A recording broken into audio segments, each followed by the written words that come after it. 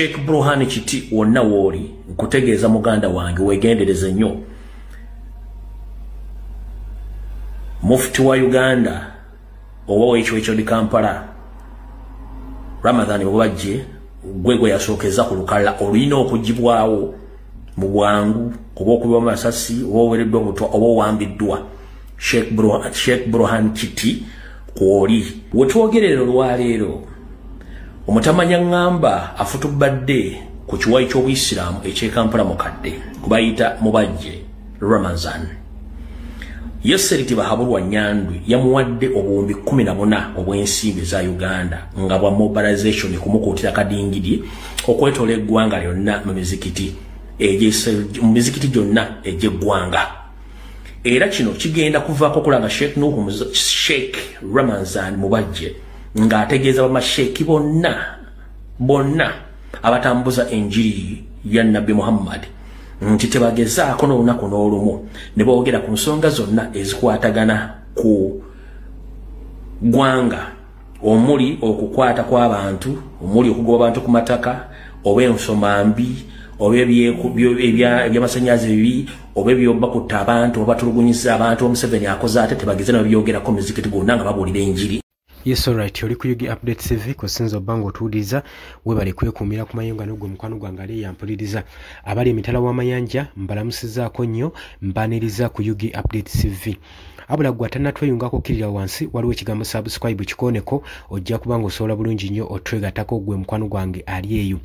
Abali emitala w'amayanja nyongera obbajjukiza nti nno mu kaseera nga kano aka 2026 ng'ayengedde aka generations tukene maaso n'okubanga atushe yalinga n'okumunyisa enjiri eri baganda baffe abali bunaayira abatamanyi bigenda maaso mu ggwanga lyabwe nabo basobola okubanga bali literate ku binsonga zonna ezigenda mu ggwanga musobola okubanga mwenyigira mu nsonga ez'enkyukakyuka mu ggwanga lyattu Uganda. Kakati ebyo byewuliriddeko wabula njagala okutegeeza nti nga wabigambye Lumbuye buusabuusaamu bitono olw'ensonga nti nno Sheikh Kiti enfunda eziwerako wabadde ng'abuulira enjiri ye azaakyogera lunywe ng'era ng'akimanyi olunaku nga luno lujja tuuka bamukolereko ekkobaani. Entabwe eva ku ki? Jjukira nti nno Shift Ramadhan Mubajje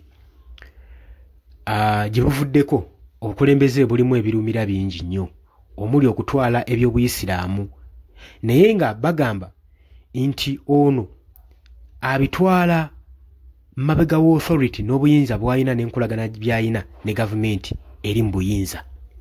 Kati ate Sheikh Kiti ye kaŋŋambe nti entabwe eva kubanga ayimiridde nnyo ali sidelined nnyo ku kibiina kino ekiri ku ludda olw'opposition ekya National Unity Platform ekya Robert Kyagulanyi Ssentamu ate ekitakwatagana kibiina kya NRM ekya Mwami Yoweri Kaguta Museveni. Jjukira nti nno bino ebibiina ebibiri kabwanango. Kakati entabwe evaawo ye Sheikh Kiti azaakyogera lunywe n'agamba nti nno neemu n'akola mutya ensi oba gavumenti yo eteekwa okukyuka. Kakati ebyowulidde biri mu ŋŋambo ebigambibwa sijja gamba nti nno biri mu ŋŋambo ebigambibwa nti babawadde restriction bonna abasiraamu ba sheeki bonna baba bagenda mu maaso mu muzikiti balimo okwogera ku nsonga zitawaanya bannayuganda na zinuma bannayuganda. Buli kibi ekiri mu ggwanga basirike kati bakyogerako oba okitegeera. Era Lumbuye akakasiza ng'akugamba ku lisiti gye babawadde ey'abamasheeka abateekeddwa okuba nga bava mu bulamu bw'ensi eno oba nga basirisizibwa oba nga babuzibwawo Sheikh Kiti y'omu ku bakulembedde olupapula olwo.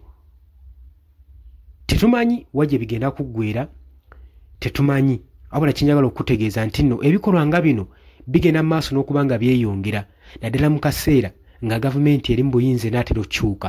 Ebyo tokitya nnyo ku kyoba okola nywerera wooli totunda muwoyogo linda bulinzi mwaka guli ogwa generations gwe gunaasalawo kyekituufu. Wabula nammwe musaanidde okubeera obulindaala ku buli kimu ekigenda mu maaso mu ggwanga lyattu Uganda. Obadde muwuliriza bulungi nnyo ng'oli ku Yugi Update TV webale kwekumira ku mayengo gano era nga nkutegeeza nti nno nkwagaliza olunaku olulungi tugenda kuba nga tukomawo tuvaako.